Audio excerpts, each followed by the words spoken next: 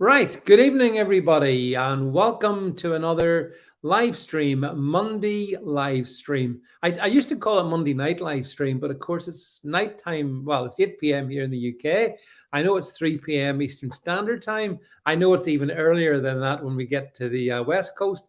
And I dread to think what time it is in Hobbitland down in New Zealand, where I know we've got viewers as well. So anyway, wherever you are in the world, you're very welcome here to what is going to be actually we've got a really amazing lineup of guests to talk to this week. Not Tonight we're really pleased to have Paul Burgess on. I'm going to introduce Paul in a second. Tomorrow night, by the way, the stream will start at 8, but we will have Naomi Wolf, Dr. Naomi Wolf, on with us at 8:30, and then we're going to kick off, if you'll pardon the pun, on Wednesday evening with Mr. Matt Letitia, who, of course, I'm sure many of you Brits he doesn't really need an introduction from me, but a footballing legend and also a very all-round shrewd guy. Yes, and just bang on cue, I see Matt Carlin all the way from Hobbitland in New Zealand. Just a few things before we get into the stream into the whole stream. Daily podcast. If you enjoy all the content we put out, make sure you subscribe to the daily podcast. Link below. If you enjoy our premium 30-minute podcast we put out every Sunday, link below to that as well. And if you want to support our work, you can buy me a coffee. I'll have a latte. Please, extra soya milk in it. No soya. And don't forget, there's DonorBox as well. You can use a couple of those platforms to support the work we do. So I'll just say a few hellos. I see you all joining on the YouTubes. We actually are broadcasting to YouTube tonight. Paul may not know this, but we don't normally broadcast to YouTube because most of the stuff we talk about is completely unwelcome on YouTube. But maybe, who knows, we'll try this one. We'll see what they do. Hello, Bob, Louise, Matt, David Morgan, Volis on Lasses, all you guys, thank you so much for being here. I'm just going to, before we bring Paul on, I'm just going to do a normal thing. I want to just get the Gettr stream up as well so I can see all of you guys over there. So give me 1 second till I hit the buttons and hopefully don't disconnect myself. So let's look to see if I am live on Gettr as well as the YouTubes. So let me see. Oh yes, it looks to be live as well. So right, that appears to be that. We have got all the things lined up. So yes, a warm welcome. Yeah, I see. My goodness, I see all you guys joining over there as well. Thank you wherever you are. Now, tonight, you see, or this evening, climate, weather. We're in the middle of a climate crisis, don't you know? Absolute climate crisis. According to Greta Thunberg, the world is on fire. Yep, all of those things. So what better timing than on a day like today, where in the UK at any rate, we're supposed to be having a heat wave, or are we? Well, maybe we are, maybe we're not. It's the second one in a month or so, so that's definitely the end of the world as we know it. So with all this heat bouncing around, I can't think of anyone better to spend the next hour or so with than our special guest for tonight. I'm going to bring him into the stream now, and that is Mr. Paul Burgess. Welcome, Paul. Hi. It's Paul. It's great to see you. You know, Paul, we met a number of years ago at what I think it was the For Britain conference, and obviously you were the sort of the environment spokesperson for Britain, and I really admire all the work that you've been putting into the topic of, we'll call it climate alarmism. I'm not sure how you look upon it, but what I look upon it is a gigantic fraud. That's how I look upon it, Paul. A gigantic fraud.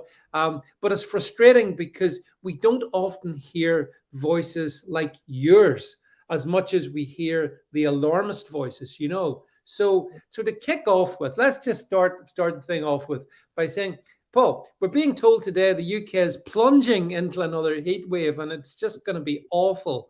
How do you feel about that? Well, the last one wasn't a heat wave.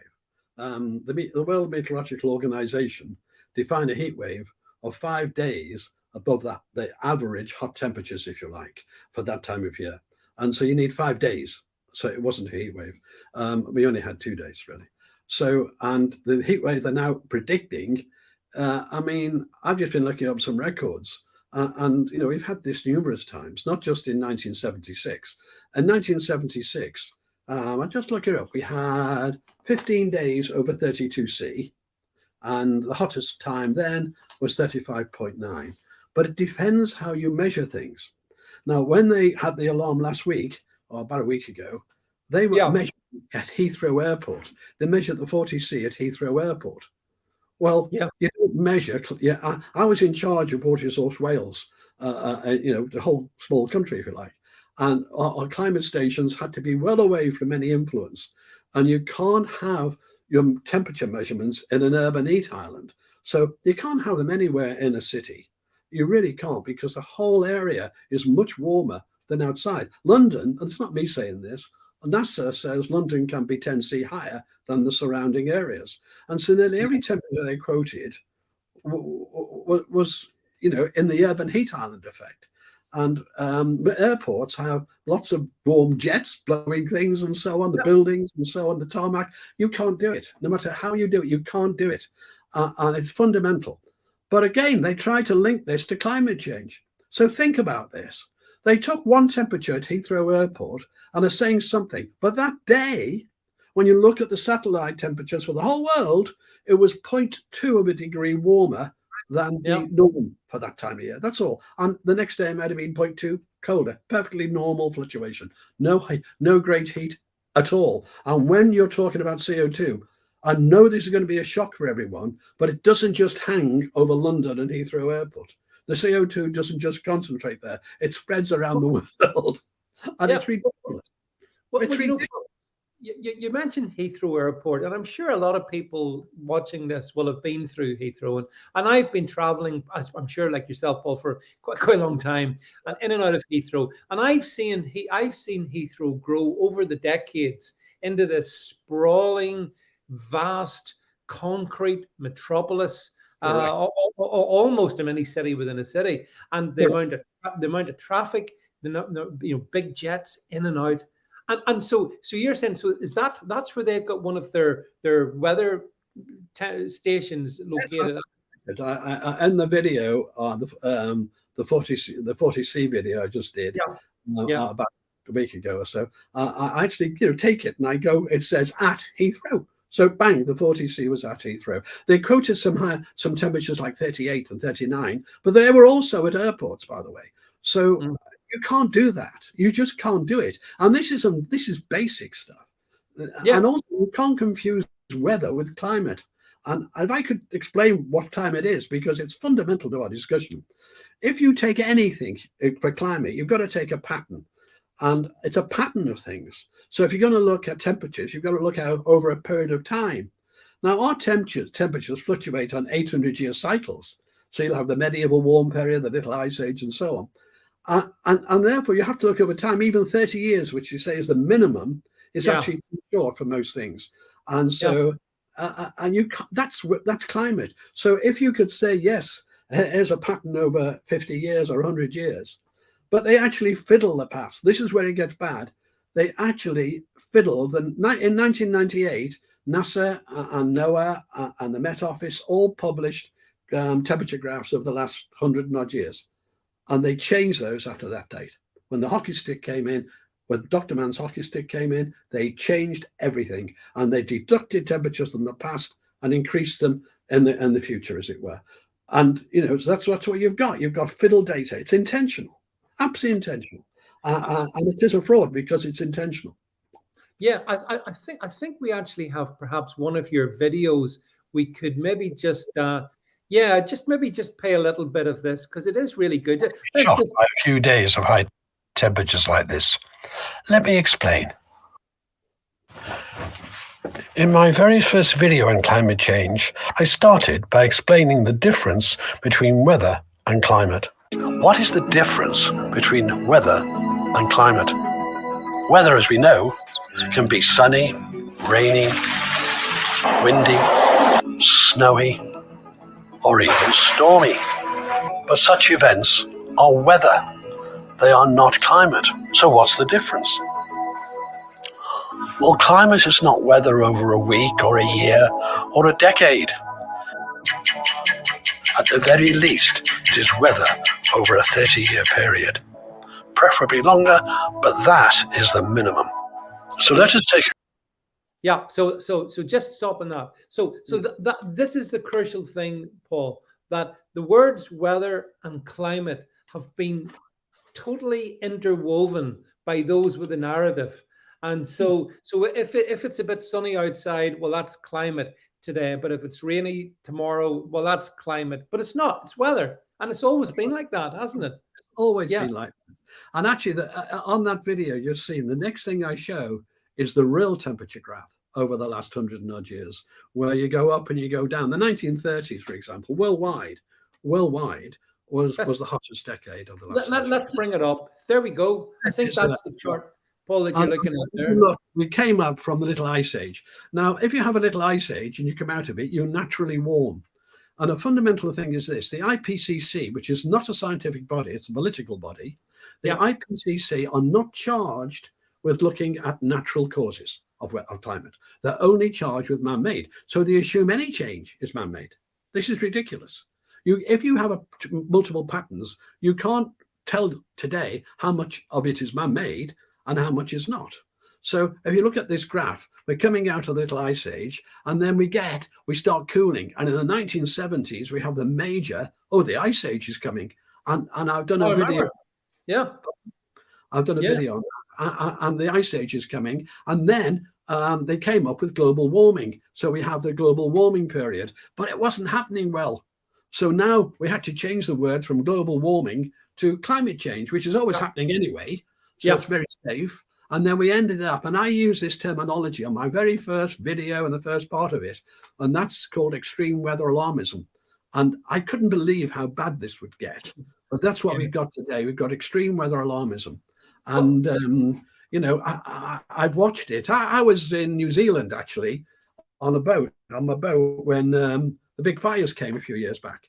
And my boat was getting covered with the dust from New Zealand, from the coming out of the fires. It got big. But when you looked at that, it was just down to stop the load, the ground load. They'd stopped people reducing it, and they'd stopped all the sensible things that the Aborigines did. Fires are a normal part. And if you burn it early enough, the ground load, it simply passes through the trees. If you wait and builds up, and you don't do that, you'll burn the trees.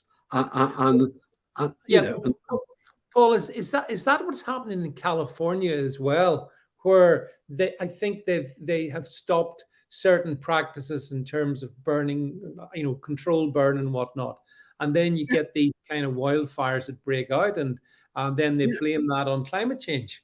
That's right. But we're actually about today in America, for example, a great site to go to is Tony Heller's site on all this history stuff of climate. But today in America, we're about 20%, 15% of what it was in the 1930s. And in terms of acreage gone. But that's been caused, because it got lower than that, it went up a bit, by bad management now, because we have woke management. We even have scientific bodies. Yesterday, day before yesterday, I'm making a video on this now, the Great Barrier Reef 36-year study came up with the best it's ever been, the maximum coral cover there's ever been in recorded history. Now, what's the reaction of the BBC and Guardian to that? Their reaction is, yeah, it is. They don't argue with the science there. No, it is. But it's still super sensitive to climate change. So, and David Attenborough is saying it's 50% gone already, and now it's going to become a graveyard. So if you take the graph, it's down like that. And the truth was, it went the opposite way. But they still won't give in on the climate change. So no, they won't. No. And they sacked a professor who was telling the truth. Peter Ridd was sacked for telling the truth. And they don't apologize now. And even his own scientific bodies turned on him. It's right the way through. We don't have science anymore. Unless science is backed up, no matter how smart you are, no matter how clever you are, It really is. No matter how good you are that way, if you doesn't stack up, if your science doesn't stack up against the real world data, it's wrong. It's as simple as that. And that principle seems to be forgotten. Can I just give a shout out to some of the folks over on Gettr? I see you there. Hi, Lara, Donny Girl, COVID Vax Virgin, all of you guys, Smokey Bear, Old Baz, all of you. Thanks for being over there. I see you, but we got so much ground to cover that. Now, Paul, like you, I remember being frightened by the media back in the early 70s by the ice age is going to get you. You got to be prepared to live in, basically an igloo. We were told that in the 1970s, the thing is, then, as you rightly outlined it, Paul, we went from the ice age is coming to the planet's on fire, and then it went, and then it's now this much more vague. It's climate change, which, as you just pointed out, we don't dispute that. You don't dispute it. I don't dispute it. No sane person disputes that the planet's climate has always changed. What we're disputing is what are the drivers behind it. I think that's the correct way of looking at this, Paul, isn't it?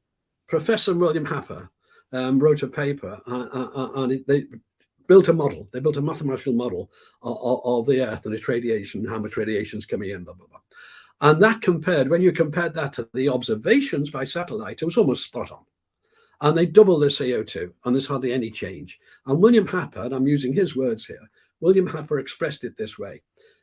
Basically, it's a logarithmic scale, CO2, this effect. So as you increase it, it loses less and less of its potency. Now, there's no doubt that CO2 warms the atmosphere. In fact, without it, it'd be 25% cooler. We need it. No doubt. But it's lost its effect. And that's what he predicted. It's quite interesting. His model showed that the Antarctic gets cooler with more CO2. And the reason is it's the inversion. Because the ground is so cold, it inverts, it gets warmer as you go up. Instead of normally here, it would get colder as you go up. And because of that inversion, CO2 actually does the opposite, and it makes it cooler. But and then the European agency had all the ground stations reported for 40 years now, the Antarctic's been cooling. So his model agreed with the data, completely agreed with the data. And he put it this way, he said, if you paint a wall red, it's red. And we'll imagine the red is the CO2. So if you paint it again, second coat, it's redder. Yeah, it's definitely redder. Third time, oh yeah, it's just about redder. Fourth time, no, I can't see any difference. Yeah, and that's like CO2. Now, not my figures, NASA, the world, I think it's a famous figure this, the world vegetation in a 30-year period grew by 14%, and NASA attributed the 10% of that to climate change. So in other words, we've got extra vegetation, twice the size of the USA. We've got the Sahara has been reduced by the size of Germany and France added together. That's right. Because of the CO2. This isn't my work. My job is to take it and try to get the truth past the media to people. So I try to entertain us and make the videos. That's what I do. That's it there. You've got it there. And this is a NASA, and it's 42 scientists from many countries collaborated together to do this work, and it's a fertilization. But that's not a surprise. I mean, there's the old thing: if you talk to your plants, they'll grow better. It's true because you're breathing out CO2 at 40,000 parts per million. That's right. Every gardener knows this. I mean, it's not a surprise. There's a reason why they're called greenhouses. We understand that. But it is remarkable. I mean, at the same time as that information, Paul, we've just looked at is there. We're also being told, hang on a second, we've got to change our society. We've essentially got to go back to pre-industrialization times because CO2 is so lethal, so bad, and it's all led at our door. It's because of you and me and everyone else who's driven a car and who's existed essentially in a developed first world country. We're the people driving the CO2 up. But then, as you said, but hang on, that's a good thing. So how did it come to be a bad thing, Paul? Well, in America, a government body declared it to be a poison. I mean, well, mind you, one state 1 year in shooting banned clay pigeons being shot out of season. Didn't realize the round discs of clay. So they banned people shooting clay pigeons out of season. So ignorance in government's not new. But it became a poison because it's something you can't see. You can hang a lot of things on it. You then pick things like polar bears, which are now at record numbers, and that's the science saying that. Or you say the Maldives are going to sink, and then the islands grow. The Maldives have grown 8%, and not one island has sunk, by the way. None of their predictions have been right. You take it. There's fluke weather sometimes comes from South America and hits the peninsula of Antarctica. So you take, which are well-known events. So you take that and you say, "Wow, Antarctica's getting warm weather for the day." You take Canada, where you've got this downhill wind that can happen in certain meteorological conditions, and it rushes down the mountains, the big steep mountains, and it's like pumping a tire up. Your pump will get warm. So as you compress it, it warms up and you get freak weather, and it can go up 10 or 15 degrees in half an hour. And because of this compression. So the whole world takes that and panics. And the people there know about it. And so, but it's really Orwellian, this. And what was the last command in 1984? The last command was, don't believe the evidence of your eyes. You must not do that. And this is where we are really in an Orwellian world. And I'm only doing this. I make no money out of this. In fact, I spend money. And I spend a lot of time on it. And I do it for my grandkids to try and make the world a better place for them. Because it's ridiculous. You know, something I came up with yesterday, which is really amusing, is in Britain, they're banning gas boilers and trying to put heat pumps in, even though now the same people say it's more expensive to run. A heat pump's more expensive than a gas boiler even now to run. Oh, yeah. But the EU are now banning and want to reduce the fluorine thing that's in the heat pump. They've got to reduce it because that's also a CO2 contributor. So one hand doesn't know what the other hand's doing. You know, I want heat pumps. Oh, by the way, we're going to ban the chemical that makes them work. It really is. A child could do better. You know, my interest in all this sparked, I'm an old man. My interest in all this sparked in 1970. And I actually built a mathematical model. And I built a model of river flows, rain-fed river flows. So I was modeling rain. And I uncovered the 11-year cell cycle. And so, hold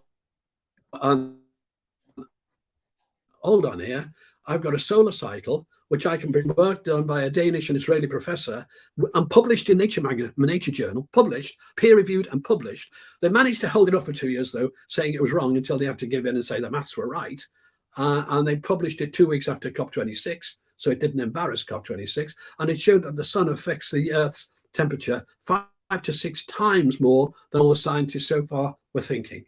But that's where I found out. I found out the sun affecting, because the rain is a factor of clouds. If you've got more clouds, generally you have more rain. You can't have the rain without the clouds, and the sun affects that. It's a very simple thing. And if you take that, and if you take William Happer's work together, and you take, and I did a video called More CO2 Please, and that video is about actually wanting more CO2. We pump it into greenhouses. You know, we pump CO2. It is part of us. But as a question, they go on about acidic oceans. But if you go back 550 million years to the birth of life on Earth, when all creatures were in the sea, the atmosphere was 7,000 parts per million. It's 420 today. 6,000 or 7,000. The oceans weren't acidic. The oceans were the exact opposite. Right? The oceans were full. I mean, the animals built shells a mile wide, sort of thing, compared to today. You know, they were like a meter across, these shells, and so on. And life abounded when we had 7,000 parts per million.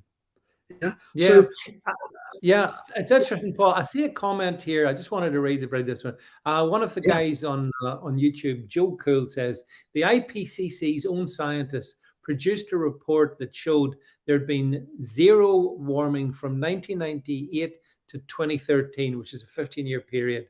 That was then buried by the politicians. And I remember, Paul, I've told the story before. I remember it must have been back in about 2006 when Al Gore brought out his Inconvenient Truth movie. Yes. And the BBC, back then, the BBC still allowed me to be on. And they paid for me to go along and watch this movie, presumably thinking I would be super impressed. And it was alarmist garbage of the highest order. And it was in the middle of the period that we've just talked about when there was nothing. So they've been at this scam for a long time. Here's an image we've got up. That's more CO2 being added in the greenhouse. And look at the difference between ambient, which is the left, and doubling it, just doubling the CO2 from ambient to about 450. Look at the difference in growth in the same time period for the same plant. And that's what you get. And we had a super abundant earth in the past. People don't understand the history of CO2. I mean, CO2 has just been buried by life. And if we'd carried on, mankind's done a great favor pumping it in. Because had we carried on, if you take the straight graph, 2 million years from now, life would cease to exist on Earth because it passed below 150 parts per million.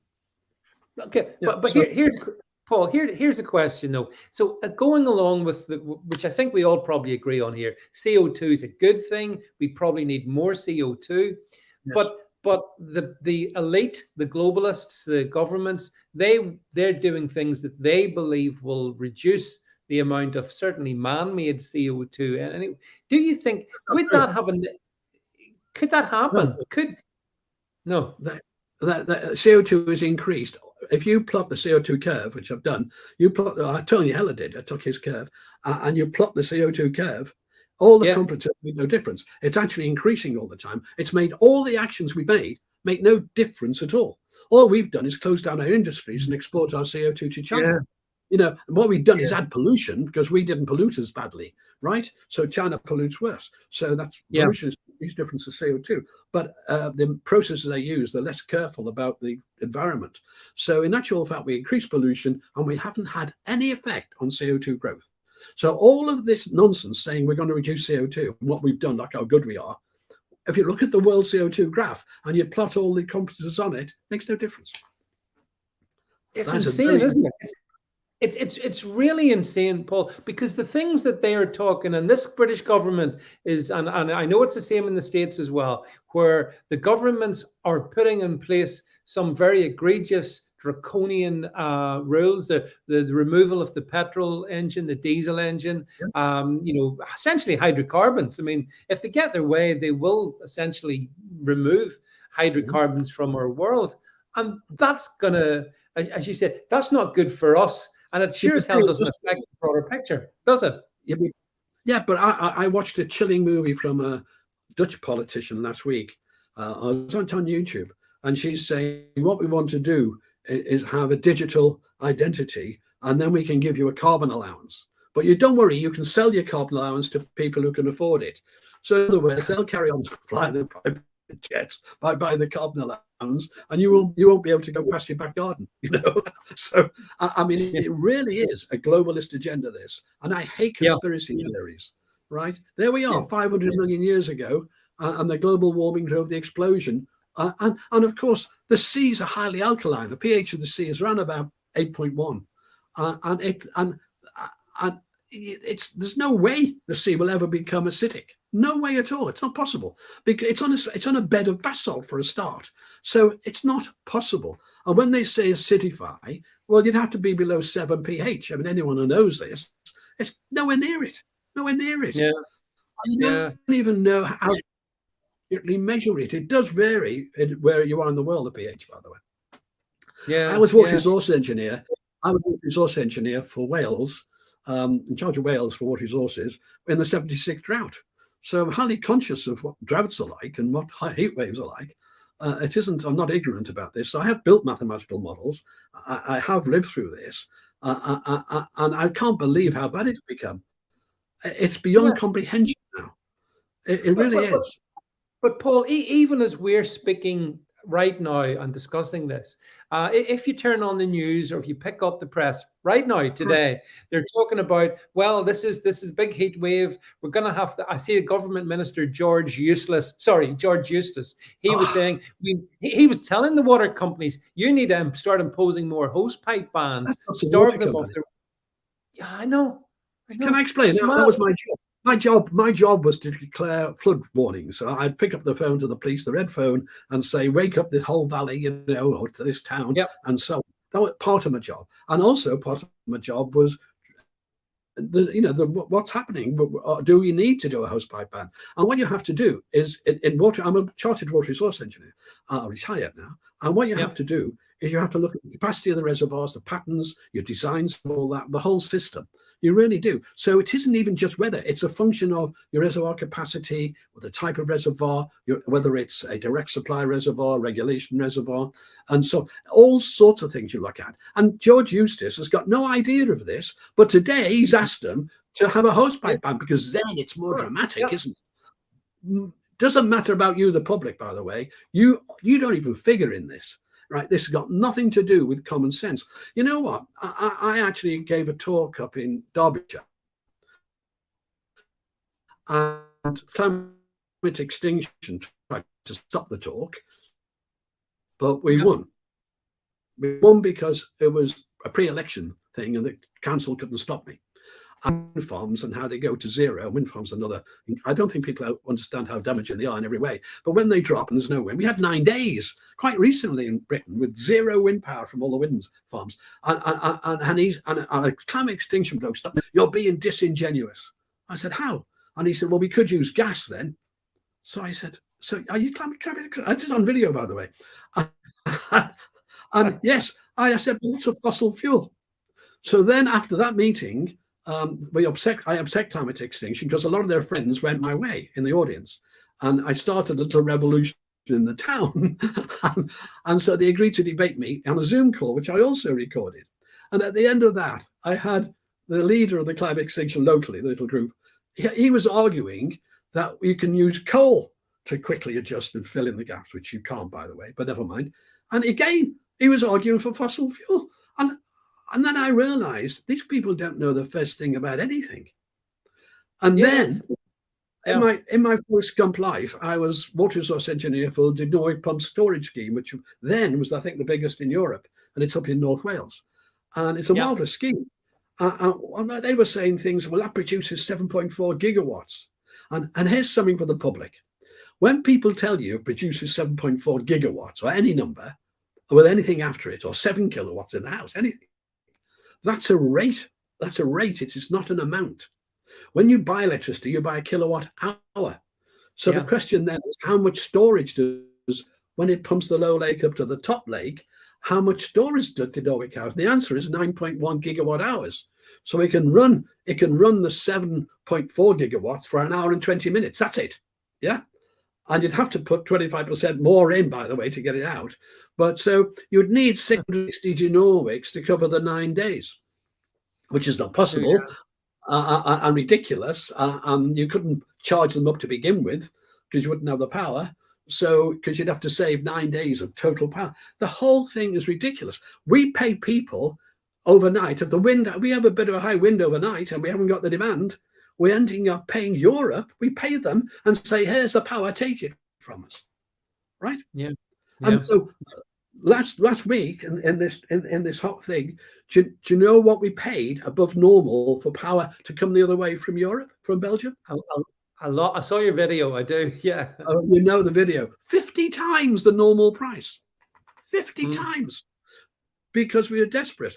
And I'm doing a video on this because a very good consultant has done a paper. So I'm modeling the video on the paper. And what they're saying is this winter, they've assumed they can go to Europe and get it when they need it as per the agreement. They won't be able to because Europe has made such a mess of things that we are going to have, I believe, brownouts and blackouts. I think it's inevitable because the planning that they're doing is woke. The wokeness has gone into the organizations. It's gone into the scientific bodies and it's gone into the organizations. Totally corrupt. Yeah. Sorry. Yeah, no. Actually, Paul, I talk about this a lot. My big concerns are that once we get into the dark days, autumn and then into winter, and given all the stuff that we know that's going on with energy more broadly, due to the Ukraine-Russia situation, we're going to have big problems. And the thing is, nobody wants to talk about it in the summer when it's the living is easy, so to speak. But it's not going to be easy when we get into those dark days. And the UK, like, you know, I should have said, actually, Paul has a very good YouTube channel.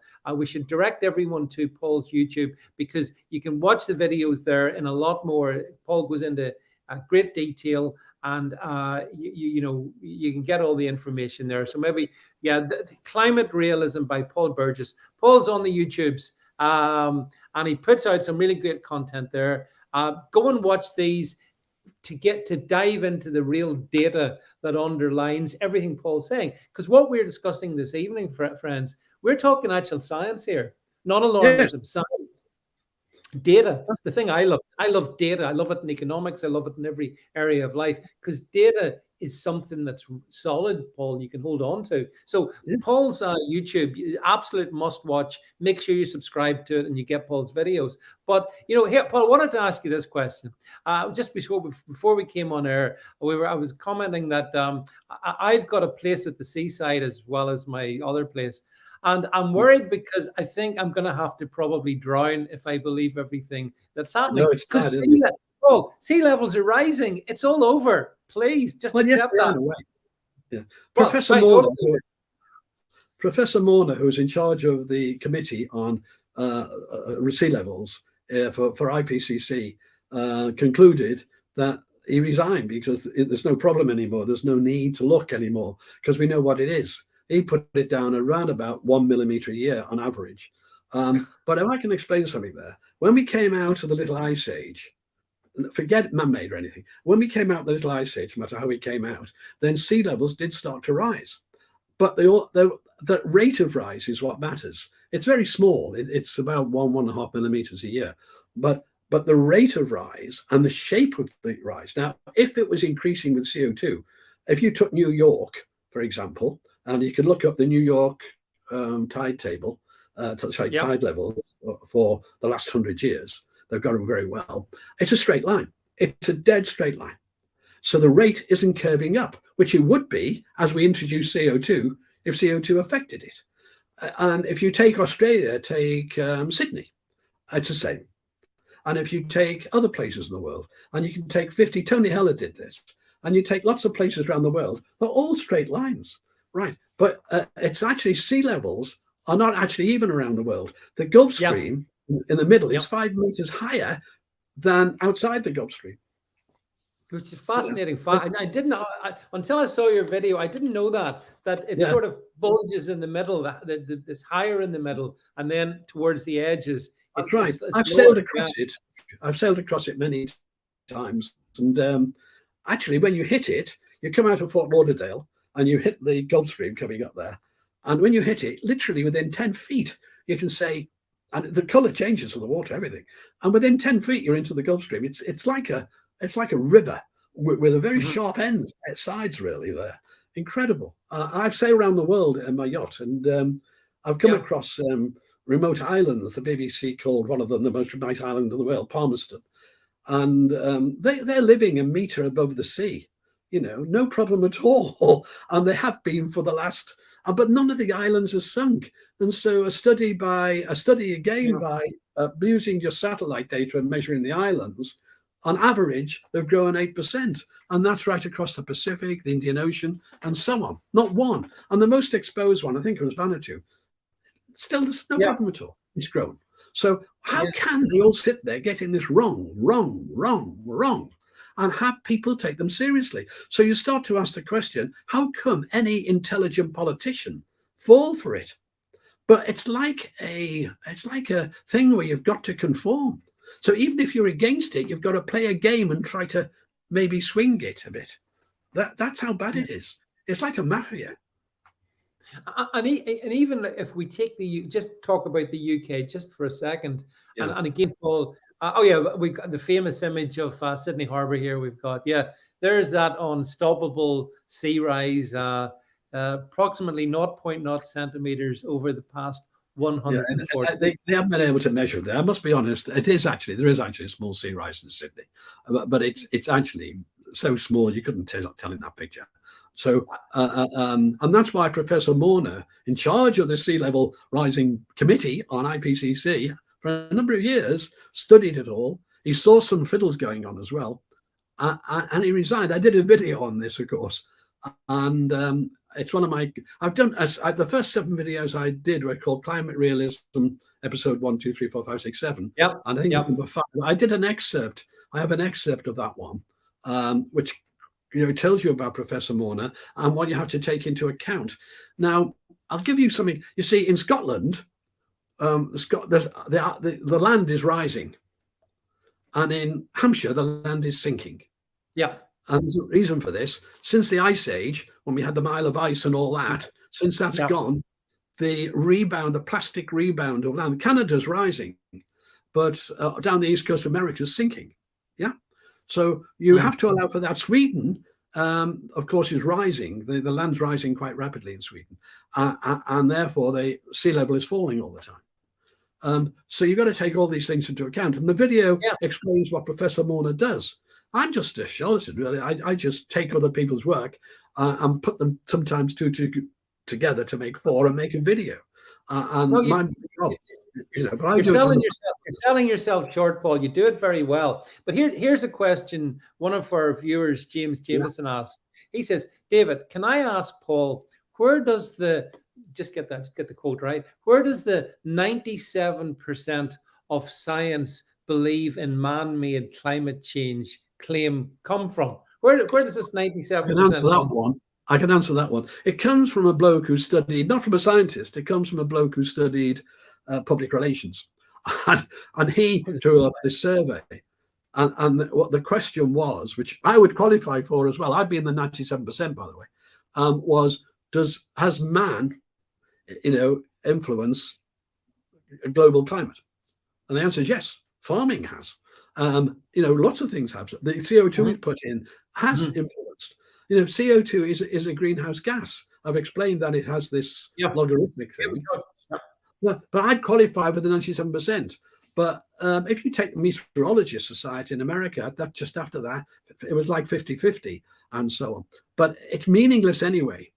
If we base science on consensus, then Einstein was wrong, wasn't he? As soon as he came out with a theory of relativity when he was a patent clerk. He was a clerk in an office. And he came out with the most profound theory, of the last, forever maybe.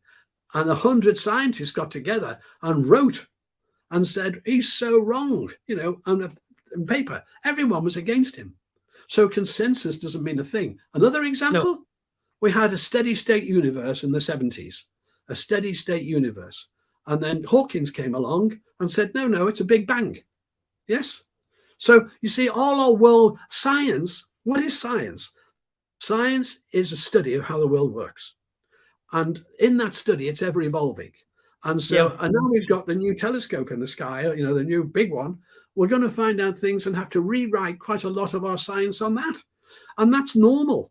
But science that doesn't debate, science thrives on debate. And science that doesn't debate isn't science. And they won't debate me. I'm helping university students at the moment in South Wales. And I went trying to help him appear on shows like this. And I upset some of his friends who had a go at me, terrible go at me, how stupid I was and all this. Not the science. They never attack the science. So I invited them on for him. Get them on. Get them to debate me. I'll tell you what, get some of your professors to debate me. Get anyone to debate me. I know. Because why? I'll be wrong. I'll tell you why. If I am wrong in what I've said, and I've learned, then I learn. I'm better off than before. I'd rather know I was wrong than carry on being ignorant. But that is the attitude of a scientist. And it's not the attitude of science today.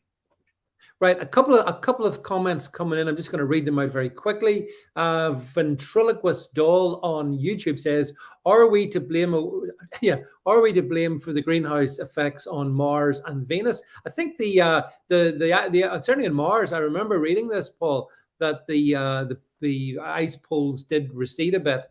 And what was that? Was that Martians driving around in their gas guzzling cars? I mean, Mars isn't the size or the distance from the sun to retain the atmosphere, basically. But I'm not going to go into that. It's not my subject. But we're not going to talk. No. I know somehow we'll be to blame. You see, everything climate is to blame. Climate alarmists make the climate, man-made climate change. I'm all for climate change. They make it into everything. You know, it can be the bees. So if I wanted to if I'm an undergraduate or a graduate and I want to study and do a PhD in the sex life of sparrows in Cumberland, then I wouldn't get a grant. But if I wanted to study the sex life of sparrows in Cumberland and how they're affected by climate change, then I get the grant. Yeah. You can't get funded if you're outside that. And that is wrong. That is wrong. Professor William Happer used to be in charge of the funding in America, and the one who is now the rebel, as it were. You know, I admire him very much. But if people can, I've done 3 videos. There's 3 videos of mine, and I sent them to Extinction Rebellion and said, watch these and turn them to bits. And for 2 weeks they had them to turn me to bits before we came on. They hadn't even watched them properly, and well, they hadn't watched them at all, I don't think. And because they're so arrogant and so with it that they are right. And believe me, I want to appeal to the man in the street, really. And that my videos aren't, how can I put it? I try to make them so everyone can understand it. But it is... I mean, I had one yesterday. People were saying Volcano has put more in the air than man. That's not true. Volcanoes put maybe 1 or 2% of the CO2 into the air over time. Well, hang on. You mentioned volcanoes. Yes, I'm glad you've said that, Paul. I think I've got an image I wanted to show you. Look at this, Paul. A volcano is erupting in Iceland. Is climate change causing more eruption? Come on, Paul. What it is the pressure under there with all that molten in the middle of the earth, you know, that is thinking, hell, look at this climate going on that man's doing. I'm going to push up and teach him a lesson. Yeah. I mean, you know what? I'm on this video now. I'm having to end up with quotes on 1984 and things. This is to do with the coral reef one I'm making now. And I thought, and I'm going to end up, and it'll say something like, the climate alarmism is not a religion. It's an insult to religion. It's exactly an insult. It's a total cult. It has nothing to do with religion.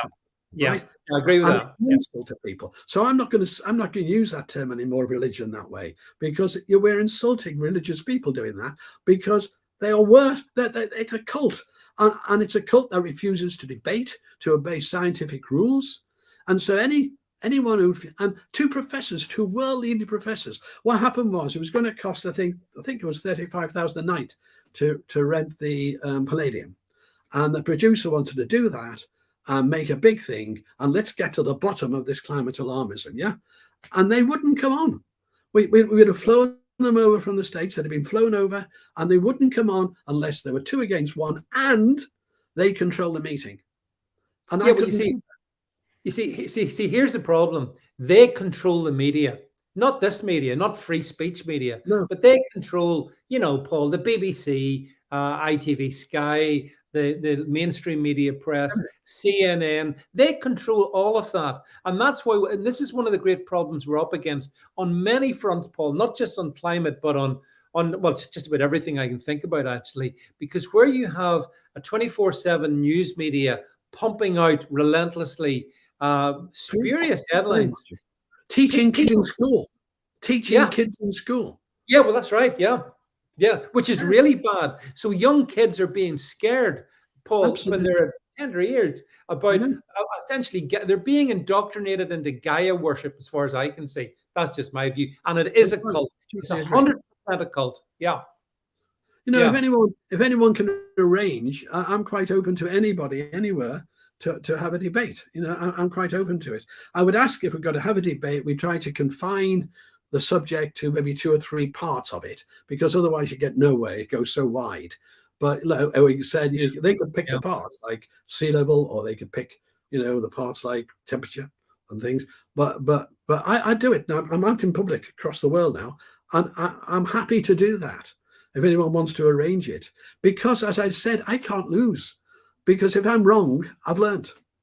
And if the scientists had that attitude, they'd be scientists. Well, exactly. The thing is, though, Paul, like just going back to sea level for a second, where you're saying sea level's rising, maybe a mill a year, something almost. Yeah. And yet I see headlines all the time saying, listen, unless we do what Greta Thunberg advises, the sea level is going to rise in the UK, around the UK, by what is it, a couple of meters? I mean, they're talking about. No. Yeah, I know. The reason the lie is so big. It's massive. It's truly massive. What they're saying is Greenland will melt. The ice in Greenland will melt. Now, Tony Heller publishes as well. If you publish the mass balance of the ice on Greenland, you see, above a certain height on Greenland in the mountains, it's zero. It's a certain height, it's zero C. Yeah. And above that, it really gets cold. Yeah, it really gets cold. And so as the snow falls, it doesn't melt. Now, what it does, though, is it pushes the ice down. It creates pressure, and that pushes out glaciers. And glaciers are slow-moving rivers. That's all they are. And so when you see glaciers carving into the sea, and people make that a big climate change thing, that's a good sign. And currently, the glaciers are growing in Iceland. They're growing, not retreating. But I can show you stories from 1870 about them retreating. I can show you stories about 1920 about them retreating, and so on, because all these are cycles. And when you look at the cycles, you see the bigger picture. And these people are evil, what they're doing to our children. Yeah. That's why I've got 10 grandkids, and if I didn't have them, I'd be unhappy. There we are. That's the mass balance. And each one of those lines, those colored lines on that chart, is what the seasonal cycle is. You go through the summer in Iceland, in Greenland, as you go through the summer in Greenland, and as you can see, they all recover along the lines. At the moment, it's pretty cold. The black line, I think, is the latest one, and it's towards the top. So we have these natural cycles, and Tony Heller's brilliant at this. He goes back in time, showing you all sorts of things. And when I was speaking to the two professors on Zoom calls, they said that they don't accept there was a little ice age. They don't accept there's a medieval warm period. They don't accept there was a Roman warm period. Yet nearly all the big civilization pushes have happened in the warm periods. And you can go back and with ice cores and everything else, and you can show it was worldwide. And so on. Now, let's go back to what is being claimed now in the newspapers now and the BBC and everyone. The BBC banned people like me, even my views appearing. They took a policy decision years ago that we wouldn't be allowed on air, right? Yeah. So you're not allowed to challenge on the BBC. Right. But if you take what they're saying now, think about it. It wouldn't be CO2 just over Heathrow Airport. You'd have to look worldwide to see the effect of CO2. And if you look worldwide, there wasn't an issue.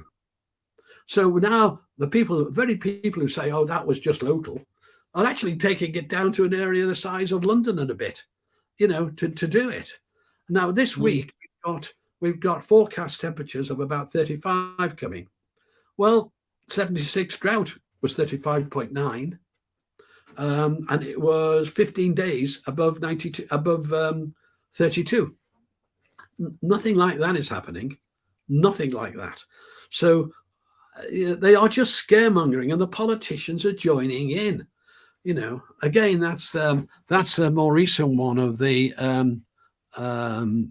Greenland mass balance, and you can see that where we are. It's 2022 is pretty high there, so it's doing better, a lot better than it did in 2009, and so on. So. And this one is, hold on there, the world temperature one there.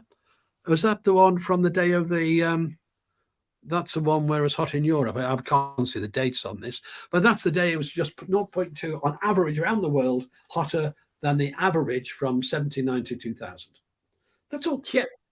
And it would be funny, Paul, at one level, if it wasn't so serious. Because the deceits and the lies are so off the scale. It just staggers me. I see again a couple of comments here. I just want to read them out. Claude says even IPCC estimate about 3 mils sea level rise per year. Well, I've got news for you, Claude. The BBC are telling me that it's going to be several feet at the very least. I've seen, actually, I'm sure you've seen them, Paul. I've seen some people make up these maps, which is, this is the map of the UK in 100 years. And they've modeled, have you seen those, where they've modeled the seas come in and all of a sudden half the Midlands is gone, you know. Let me tell you a couple of things about the IPCC. They produce 4,000 pages in the COP26, 4,000 pages of scientific papers. And then they produce a summary for policymakers. And politicians read the summary for policymakers. That is written by not by scientists. It's written by a room full of people from 185 countries, and each sentence is gone through. And it's when they put a red across it hasn't been agreed yet. When they put green on the sentence, it's agreed, and they go sentence by sentence.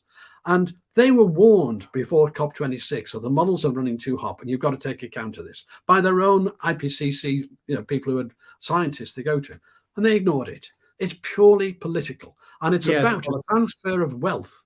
Africa's having record harvests. The world is having record harvests because of the extra CO2. And there's other factors in record harvests, not just CO2, but CO2 is a huge factor in it.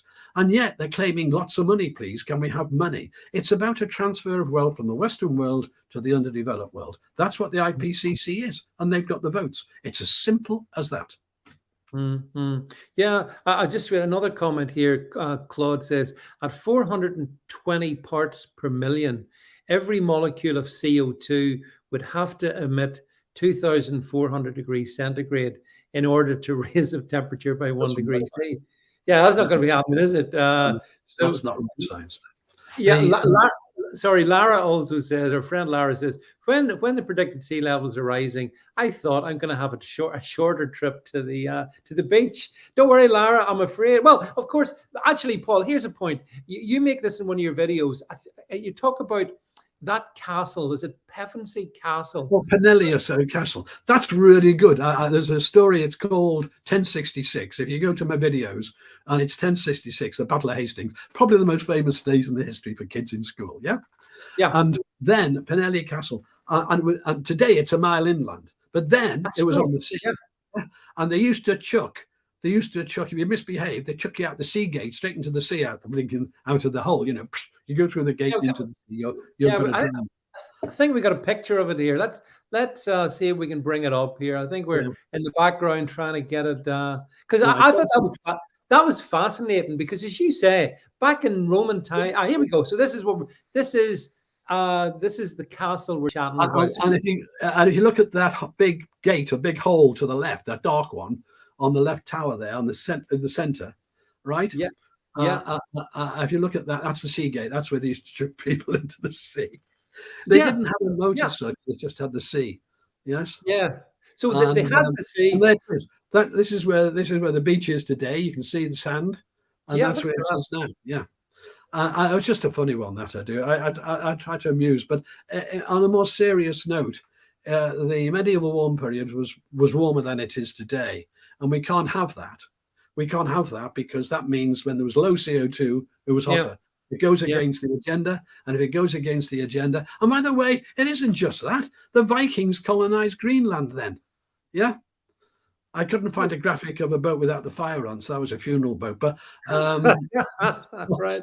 There's worldwide evidence of the medieval warm period from lakes in Africa all the way around, Yeah. And oh, by the way, if you look at sea level in the last 1,800 years there, and then right at the end, you see the projections with the straight line going up. Yeah. So, and this is now we get to about 1,800. We come up a bit because we're coming up, right? They're tide gauges, but this line here that's going right up, off, right? Yeah, like a rocket. Yeah, it's like a rocket. That's the forecast.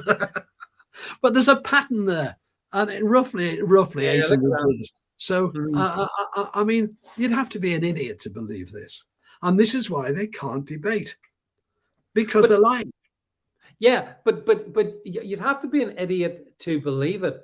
But to push that narrative, Paul, and to push all of this in the full knowledge of the facts that you've been, and others have been able to provide, I think you're more than an idiot. You're malicious.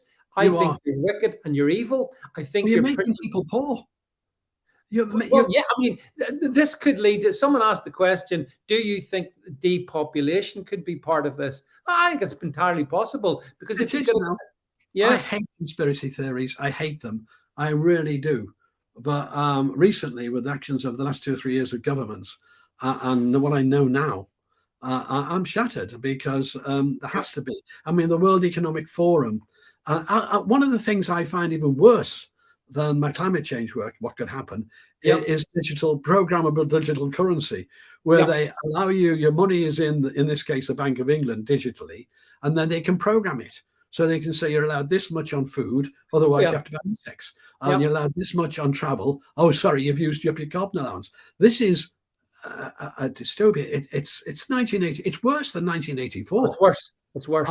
And actually, I mean, and Rishi Sunak is actually advocating this programmable digital currency. And I wish someone would ask him about it at one of those meetings. I'm not a member of any party, so I couldn't go. I'm not a member of the Conservative Party either, so I couldn't go. But I'd love to drill him on that one, because digital currency is a real danger to us. It's a real danger to us. So I was on, when I'd finished the last video, and I did a section on GB News to show you the hypocrisy and the lack of science from a bloke called Matt on it. And I realized when I'd finished it who he was. I looked at him, oh, crikey. And I used to be on LBC a lot, hundreds of times. Sometimes I was invited on. And I went on. The last time I was on, he said, I said something, and he went on to climate. And I said something, and he said, you should be ashamed of yourself for even mentioning that on air. You know, the fact that I disagree. And I was cut off. That was it. And I finished then with LBC. But I went on about a week ago, because I couldn't, and they know me well from that. And I went on a week ago in the morning, because they were talking about costs of energy. And I pointed out we're paying, 50 times more power, that one. Yep. And they said something, oh, we had a heat wave. And I said, not really, and in fact, that wasn't. And he said, don't tell me that. Nick Ferrari said, don't tell me that, Paul. I was in London. I know how hot it was, and I was cut off. That was the end of it. I had no chance to come back.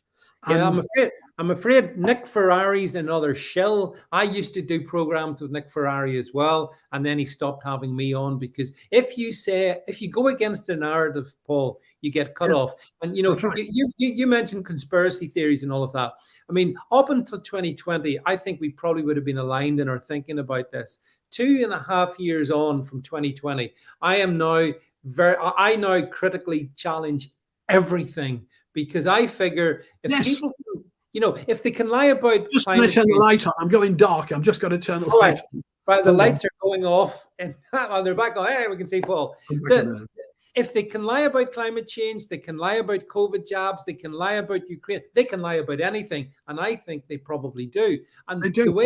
The way we deal with it, Paul, is we address the facts. We try to get to the facts if we can, and we use that as the bedrock for everything then that we put out and that we challenge them with. But a couple of people are saying, I just wanted to bring them up, David Bellamy. David Bellamy was one of the voices of sort of sanity, I think.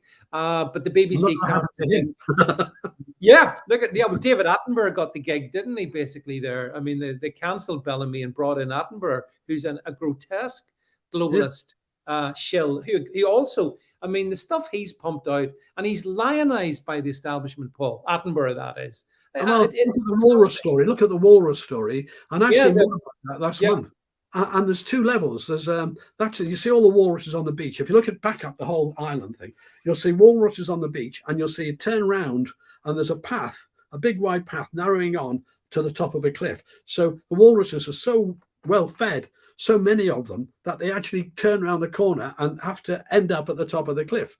And then the polar bears realize all we got to do is shove some over the cliff. We haven't even got to fight them. Just shove them over, scare them over the cliff, and then they go to the bottom and eat them. And it's because of an overpopulation, if anything, of walruses.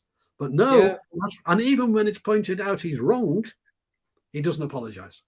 So he's gone from being my hero to, I'm afraid, being a very silly man is all I can now say. Yeah, over the past couple of decades, he changed. But isn't it strange, Paul, as he transitioned to this full-on alarmist position, Yes. he became elevated. He got his knighthood. He is, sipping champagne with Prince Charles. These people, they all get rewarded, whereas people like you and me, we're shoved to the edges. Right, We are. it's exactly the same as you. I get, you can't find my stuff easily. You have to know exactly the name of the video on YouTube to get there. I mean, one of the ones I say people, because it's so easy to remember, is More CO2 Please, because it's the only video called More CO2 Please. And if you get that, you'll get to me, and then you can get to a channel, and there's dozens and dozens of videos on it, on the channel. And I make no money out of it, by the way, none at all. No. When I go to give talks, I'm not charging expenses or anything. So I'm a climate change. I'm a climate alarmist or climate realist slut. That's it. I will do it with anyone. I'm not being rude. Turn up anywhere. I will go anywhere and do it to get the message across. That's all I want to do. Because if I can change the world by 0.0001% or something, I'm happy to do it. And that's all I can do. Well, yeah, Paul, and this is the thing. We'll finish off on this point, but it's something we both share. We want, and I'm sure everybody watching this, we all want the same thing. We want a green and pleasant land. We want an earth that our kids and our grandkids and generations to come can happily live in and enjoy what we've lived, what we've enjoyed. We want that. So I get really annoyed when you get the Extinction Rebellionists and their ilk and the politicians basically trying to posture as if they're the only people that care, but we care passionately. That's why you do it. At the age of 11, I gave my pocket money every year to the ACA, which is the Anglers Cooperative Association, that had a legal fund to fight river pollution. That's all they did, was fight river pollution. So I was an environmentalist then. What we've done is we actually pollute. I'm the Water Authority once. Not only was I in charge of water resources, I was in charge of all data, every technical data, sewage, everything to do with the water industry. Yeah. So that was also my department. And one day, Lord Brecon, who was the chairman, walked in. He used to do this to people. And he picked up a piece of paper off a desk and he said, "What's this?" Because he wanted to try and follow things. I said, "That's a pollution report, sir." And he said, "Right, so what happens?" And I said, "I put it into operations and they do nothing. That's it." And he said, "What do you mean they do nothing? Why are we prosecuting?" And I said, "Because we are the polluter, sir." And we are actually the biggest polluter in Wales. It was Welsh National Water Development Authority then. And we are the biggest polluter. And the Anti-Coastal Pollution League contacted me with a map. And they said, "Do you confirm these are all sewage outlets?" And I said, "Yeah, I can. You're right, but you missed out a lot." And I filled in. Because in my role, I thought, I'm representing the public. And why should I lie to them? Why should I hold back? So I gave them more. Because to me, if they show more and if they show what's happening and we haven't got the money to do it, to put it right, at least let us know what the problem is and then we can put pressure on to get the money to put it right. But to lie about it and cover up, I got really wrapped over by the director for that one. I was just below the director level and I got wrapped over the coals for that one. And in the end, I couldn't take it. And I resigned and went and did my own business, because I just couldn't take it. I actually was at a meeting where when they were bringing in, I was against water billing, direct water billing, because the costs of doing it were much higher. It wasn't worth doing. There's something I could go into the economics of water supply, but it wasn't worth doing. And I was at a meeting and they said, "Right, well, we're going to send out the bills to everyone, bam, bam, bam." And I said, "You can't do that because you can't charge for septic tanks. People on septic tank have got their own sewage. You can't do the sewage." Me being one, yeah. And they said at the meeting, "Well, they'll scream if they've got a septic tank." So I said, "That's dishonorable. A little old lady gets a bill from a national quango," I said, "and to demand this, and it's not even called for septic. No, it's just an environmental thing, which it is for septic tank, for sewage." And I thought that was terrible. So when I left, I blew the whistle on a few things because I couldn't take it.